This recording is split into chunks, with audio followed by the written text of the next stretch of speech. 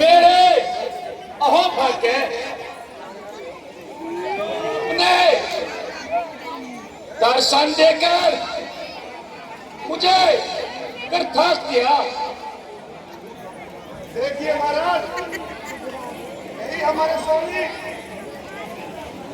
नरेश है, जो अपने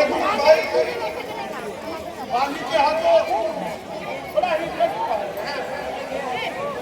और नगर को छोड़कर इस पर्वत पर अपना जीवन बिताते हैं। सुग्रीव जी, मुझे आपके साथ सच्ची सहानुभूति है। मंत्री जी, मुझे भी तो इनका थोड़ा परिचय कराइए। महाराज, ये स्वयं नरेश श्री दशरथ जी के राम और वो उनके छोटे भाई लक्ष्मण हैं। परंतु आजकल समय के प्रभाव से बड़े ही लाचार हैं। महाराज, ऐसी क्या बात हुई जो इन घनघोर वनों में ऐसा कष्टपूर्ण और जीवन बिता रहे हैं? सुग्रीव जी, हम कुछ समय के लिए पंचवटी पर आए थे, लेकिन उसी समय भाग्य ने ऐसा पलटा मारा कि लंका का राजा रावण सीता को हर कर ले गया और हमें महान दुख दे गया। हाँ महाराज, एक दिन मैं इसी पर्वत पर अपने दुखों पर रो रहा था, तभी एक विमान आकाश में उड़ता जा रहा था। एक स्त्री बड़ा विलाप करती जा रही थी और अपने कुछ आभूषण नोच नोच कर पृथ्वी पर गिरा रही थी। तो मैंने उन्हें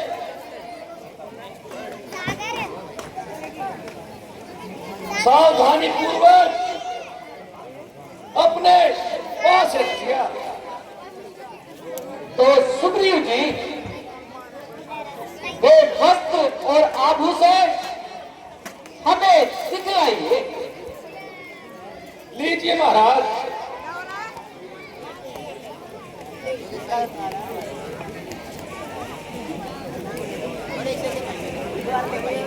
हाँ, ये उसी साड़ी के टुकड़े, उसी माला के मोती और ये उसी हाथ के कंगन।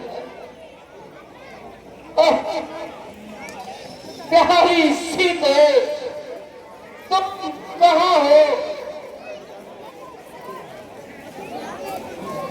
है निशानी आपको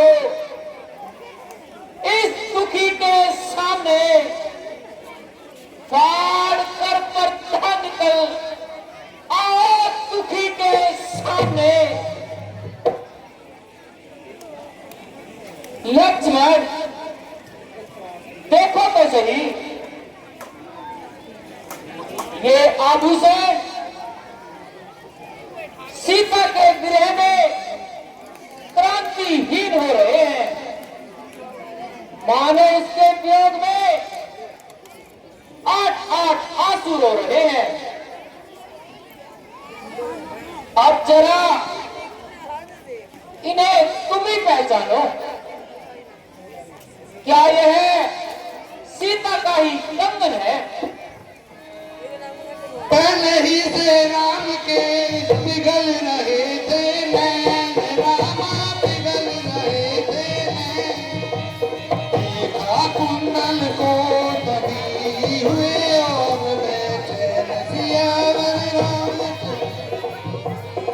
सुत हनुमान लक्ष्मण ने बढ़कर किया पहले उसे प्रणाम रामा पहले उसे प्रणाम आगे दौड़ फिर से कहा सुनिए मीरा नाम सियावर रामचंद्र की जय पवन सुत हनुमान की जय।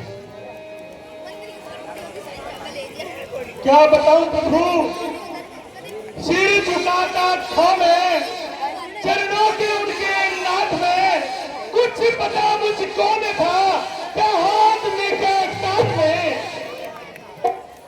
धन्य हो लक्ष्मण धन्य हो हद नहीं है मान की और ज्ञान की सीमा नहीं बात भाभी के रहे और काम लगते पाले।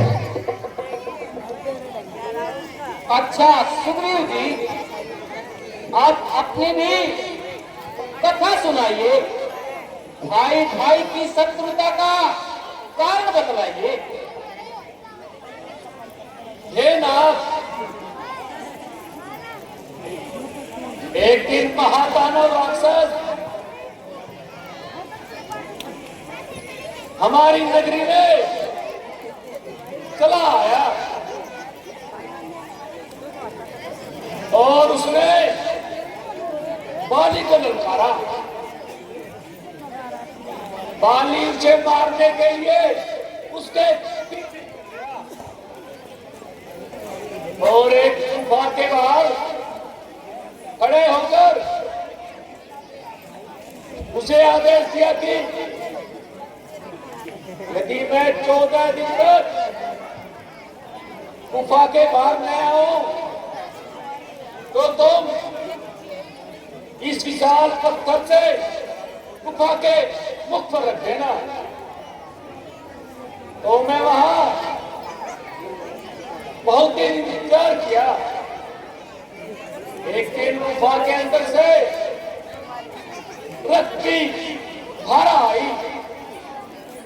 मैंने सोचा कि उस राक्षस ने बाली का वध कर दिया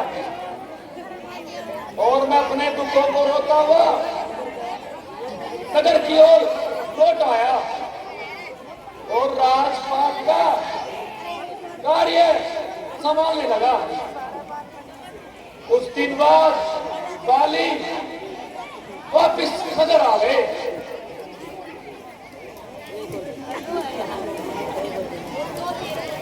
और मेरे साथ युद्ध करके मुझे नगर से भगा दिया। उसी दिन से ही मैं इस जंगल में वास कर रहा हूं। निसंदेही बाली बड़ा ही निर्दयी है। इनके तो कोई चिंता न करो, हम उसे उसके पापों का फल अवश्य देंगे और एक बाण में ही यमपुर पहुंचाएंगे। किंतु महाराज, बाली को मारना कोई साधारण काम नहीं। उसके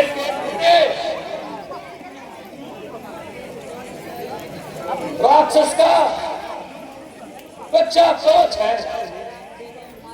प्यारे सुग्रीव, तुम कोई चिंता न करो, हमारा बाण उसे कदापि जीवित न छोड़ेगा। किंतु इसका क्या परिणाम है? परिणाम जो तुम चाहो। सामने देखिए, जो 7 ताल वृक्ष खड़े हुए हैं। बाली जब बाण चलाते थे तो 4-5 को गिरा देते थे। तो ठीक है, मैं एक ही बाण में इन सारों को एक साथ गिराता हूं।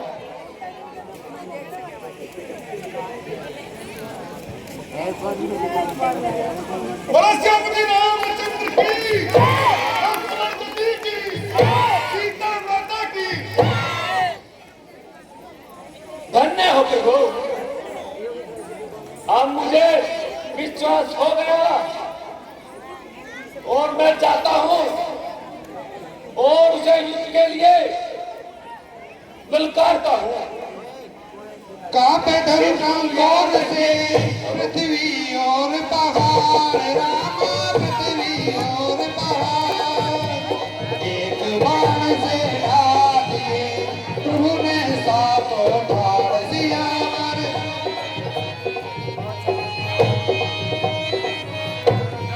आगे पाकर गाली घर